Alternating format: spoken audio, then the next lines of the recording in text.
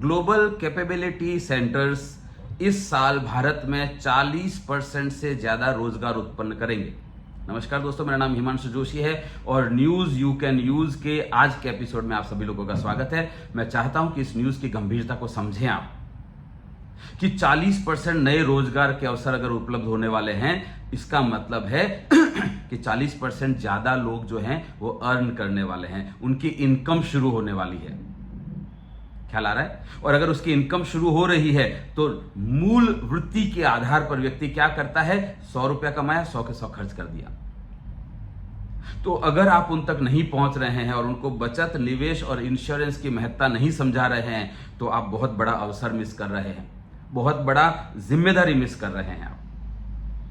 सो मालूम करिए आपके क्षेत्र में ऐसे कौन से लोग हैं जो रोजगार के लिए तैयार हैं, है ना, जो जिनकी नौकरी लगेगी, पढ़ाई लिखाई कर ली और वो रोजगार ढूंढ रहे हैं। देखने सुनने में क्या लगता है एजेंट को कि मुझे पकी पकाई रोटी मिल जाए, पकी पकाई खिचड़ी मिल जाए, ऐसा नहीं होता है। आपको टच में रहना पड़ेगा उनके, क्योंकि जैसे ही उनकी नौकरी लगेगी अभी पैसा नहीं आएगा, अभी पैसा है भी नहीं उनके पास, लेकिन अभी रिलेशन बिल्ड होगा। प्यार का पहला खत लिखने में वक्त तो लगता है, नए परिंदों को उड़ने में वक्त तो लगता है, और जिस्म की बात नहीं थी, उनके दिल तक जाना था, लंबी दूरी तय करने में वक्त तो लगता है। अब आप अंदाजा लगाइए कि जब वो व्यक्ति कमा नहीं रहा है, अभी आप उसके साथ हाय हेलो कर रहे हैं, रिलेशन बिल्ड कर रहे हैं, संपर्क में रह रहे हैं, बातचीत कर रहे हैं, तो आपको लंबा समय मिल गया रिलेशन बिल्ड करने के लिए। और जब वो कमाना शुरू करेगा तो वो आपको जान रहा होगा, आपके साथ अच्छे रिलेशन होंगे, तो उसमें से बचत के लिए उसको प्रेरित किया जा सकता है। लेकिन जब वो डायरेक्ट कमाना शुरू कर देगा और अच्छा खासा कमाने लगेगा, तब आप अगर उसको संपर्क कर रहे होंगे तो आप अकेले संपर्क नहीं कर रहे होंगे, मार्केट में बहुत सारे लोग उसको संपर्क कर रहे होंगे, तो आप वन ऑफ देम हो जाएंगे। आपका नंबर पे बोले चलो लाइन में खड़े हो जाओ। सो इस अवसर को मिस मत करिए। आपको मैं जब काउंसलिंग करता हूं, कोचिंग करता हूं, तो मैं बताता हूं, जैसे एक एग्जांपल देता हूं मैं। एमआर जो होता है ना, मेडिकल रिप्रेजेंटेटिव, वो क्या होता है, डॉक्टर की क्लिनिक के बाहर बैठा होता है। मैंने देखा है, एक 2 3 घंटे तक बैठे रहते हैं वहां पे, वेट कर रहे होते हैं, डॉक्टर बुलाएंगे अंदर, और चेहरे पे फ्रस्ट्रेशन होता है, सिगरेट पे सिगरेट फूंक रहे होते हैं। 99% लोगों की बात कर रहा हूं मैं, उन 1% लोगों की बात नहीं कर रहा हूं जो बहुत महान लोग हैं। 99% एमआर जो होता है वो डॉक्टर बुला नहीं रहा है, बिठा के रखा है दरवाजे के बाहर, तो फ्रस्ट्रेशन में सिगरेट फूंकता रहता है, इधर उधर की बातें करता रहता है। मेरे पास जब काउंसलिंग कोचिंग के लिए ऐसे लोग आते हैं, मैं उनको बोलता हूं कि देखो भैया, तुम इस इंडस्ट्री में आए हो, हमेशा के लिए आए हो? बोले हाँ। इसी में करियर बनाना है? हाँ। तो तुम्हारा 20 to 40% टाइम मेडिकल कॉलेज के कैंटीन में बीतना चाहिए। मेडिकल कॉलेज, मेडिकल हॉस्टल के बाहर जो चाय की लारी है, जो सिगरेट पान की टपरी है, वहां पर बीतना चाहिए, क्योंकि वहां पर वो स्टूडेंट आ रहे हैं जो अंदर एमबीबीएस कर रहे हैं। वो वहां पर बाहर शाम को आएंगे चाय पीने के लिए, शाम को आएंगे वो मूड फ्रेश करने के लिए, अभी पढ़ाई कर रहे हैं, इंटर्नशिप चालू है उनका, तो वो इजीली वहां पान की दुकान पर हाय हेलो कर सकते हैं, मिल सकते हैं, कभी उनको चाय पिला दिया, कभी कॉफी पिला दिया, रिलेशन बिल्ड किया।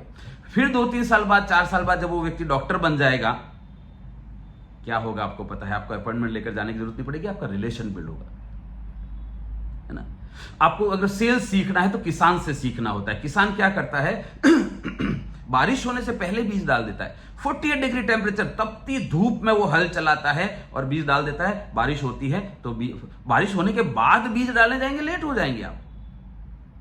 तो जिस प्रोस्पेक्ट नेशनल कैपेबिलिटी सेंटर्स जो हैं, कॉर्पोरेट में बड़े बड़े सेंटर्स जो हैं, कौन है उसका चिंता मत करो, रोजगार मिलने वाला है। अभी भारत में इकोनॉमी जिस दिशा में जा रही है, जिस स्पीड से जा रही है, विश्व में सबसे ज्यादा तेज गति से बढ़ने वाली इकोनॉमी है भारत, और इसी स्पीड से बढ़ने वाली है। विश्व में 3रे नंबर पे आने वाले हैं हम लोग, चिंता मत करिए।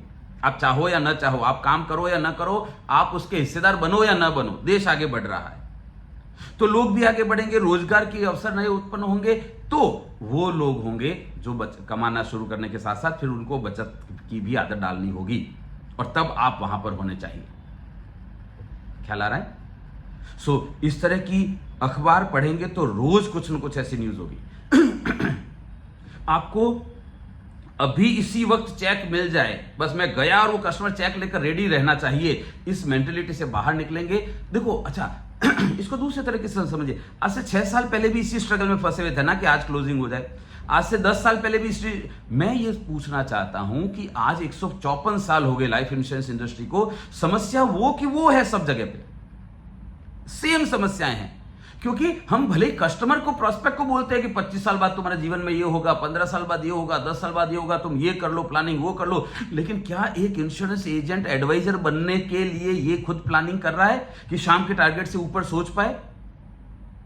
मैं बड़े दिल से बता रहा हूं, नाराज हो जाते हैं लोग। आपको मैं पूछूं कि 10 साल बाद क्या सिचुएशन होगी, पता नहीं। 10 साल, 10 महीने बाद की सिचुएशन पता नहीं है, प्लानिंग ही नहीं की है। कुछ प्लानिंग करना पड़ेगा, क्योंकि अगर आप प्लानिंग करेंगे, उसके ऊपर इंप्लीमेंट करेंगे, तो क्योंकि आपको 4 साल बाद भी कॉल तो करनी ही है ना, आपको 2 साल बाद भी कॉल करनी ही है।